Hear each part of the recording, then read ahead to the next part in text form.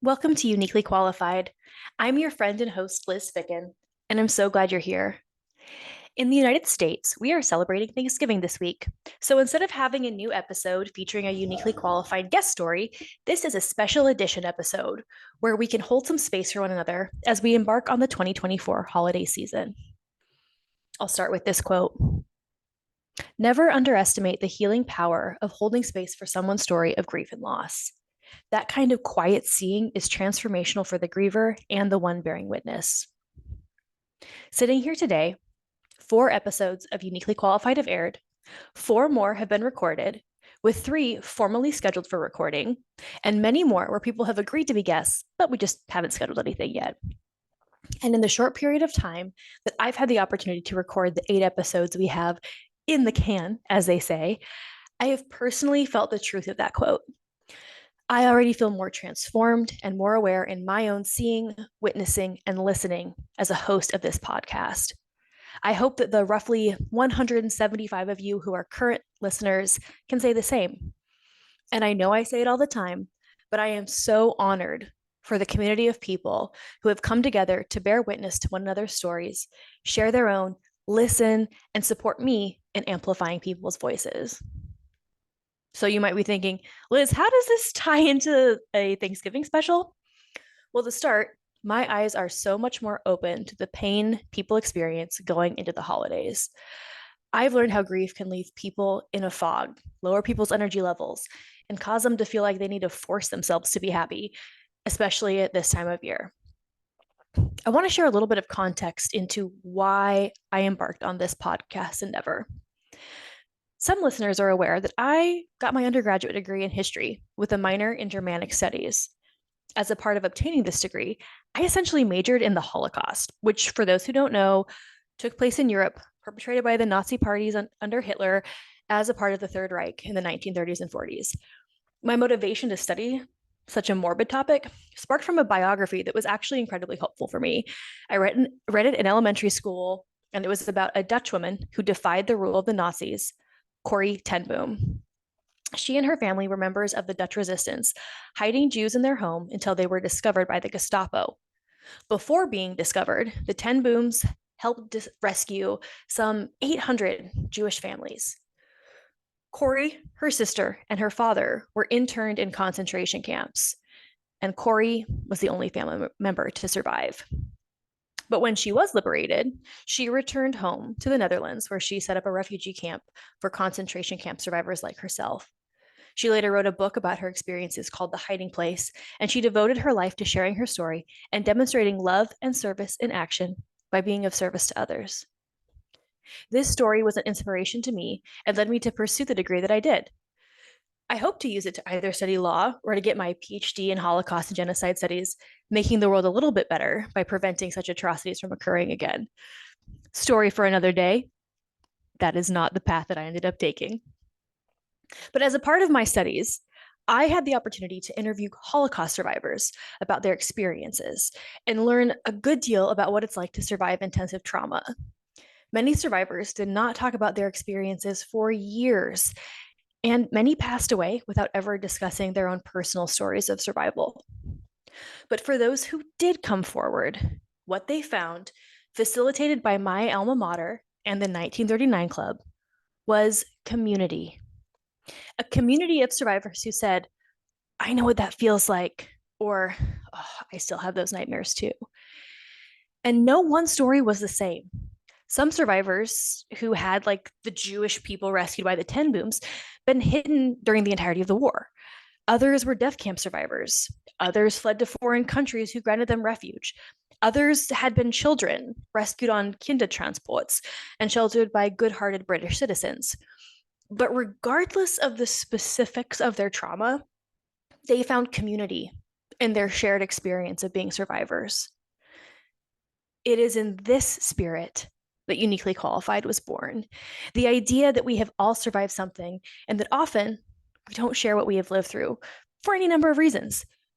So it's my desire to empower guests to share their stories and also to cultivate a compassionate community of listeners who lovingly bear witness to the struggles of others. And while some people might shy away from tuning in because of the intensity of what it means to be a survivor, I know that the right people will lean in, share, and feel inspired to be a good, kind, thoughtful human. I also want to take this opportunity to normalize the grief that often goes unacknowledged at this time of year. First, I want to normalize the blues that many of us might be feeling. There are 29 holidays celebrated by world religions from November 1st to January 15th. For those holidays celebrated by us in the Northern Hemisphere, you will notice a common theme: light in darkness. Hindus celebrate Diwali, a festival of lights. Jews celebrate Hanukkah, celebrated in the lighting of 8 candles.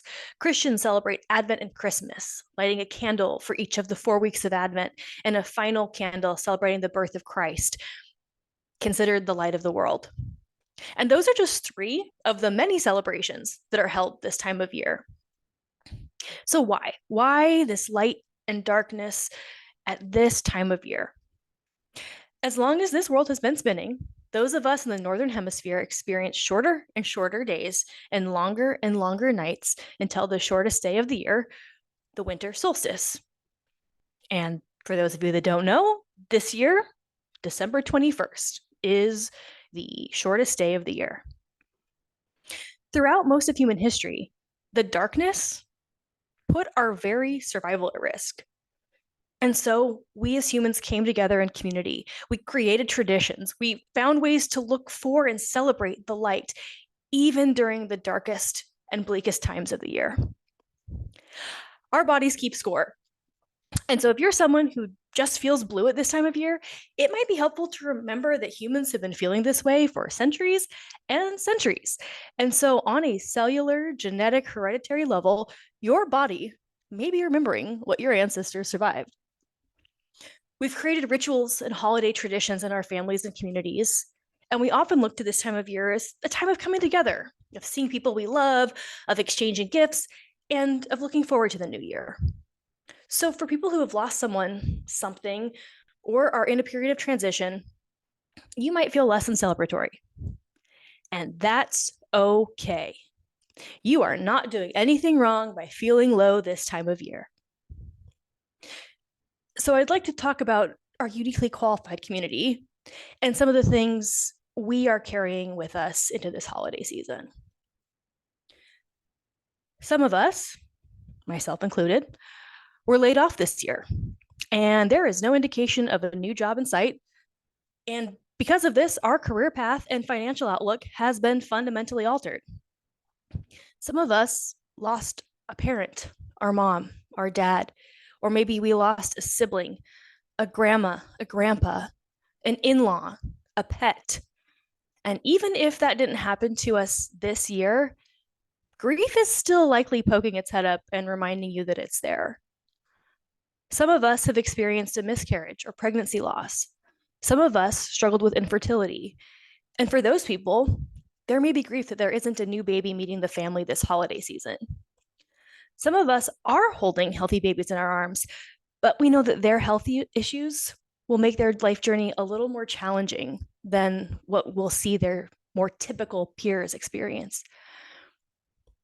And maybe that healthy baby that you're holding, maybe giving birth to them was traumatic, and you're still not fully at peace with the manner that you needed to deliver your precious child. Some of us are grieving the results of the United States election, maybe elections plural. And we are in disbelief and fearful of what is going to happen next in our country. Some of us are having to set firm boundaries with loved ones because of what they believe is acceptable treatment of others in our society. Some of us are grieving a divorce, a breakup, or the fact that we thought that maybe this year we'd find our special someone, and another year's gone by and we're still single.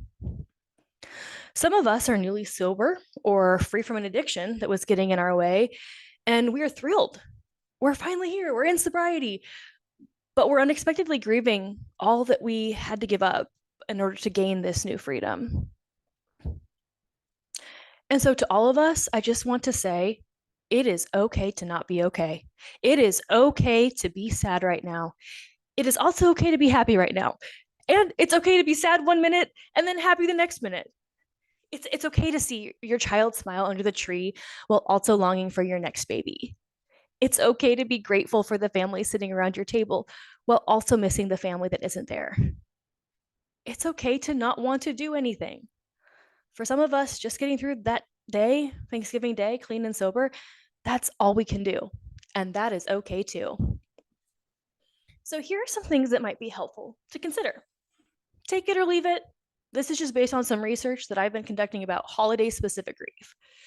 So, if you're someone who lost a person or people, and it doesn't matter how long ago, if it was this year, if it was 2 years ago, if it was 5 years ago, if it was 20 years ago, you might consider pausing at the start of your Thanksgiving day and giving yourself some peace just to think about that loved one that you're missing.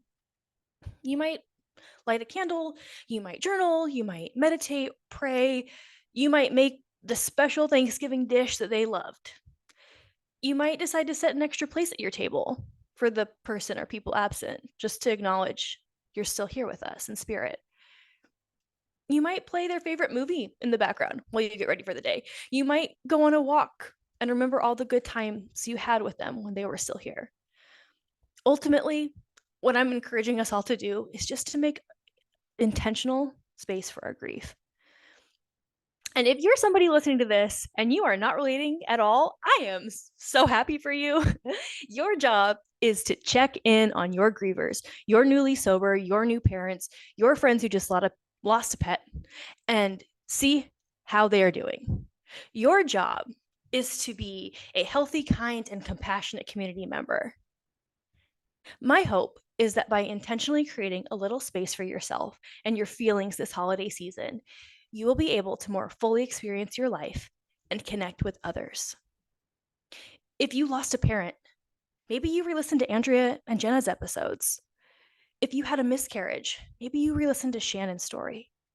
If you're dealing with food and body issues, maybe you re-listen to Emily. But whatever you do, I hope you honor exactly what you need to feel a part of and loved.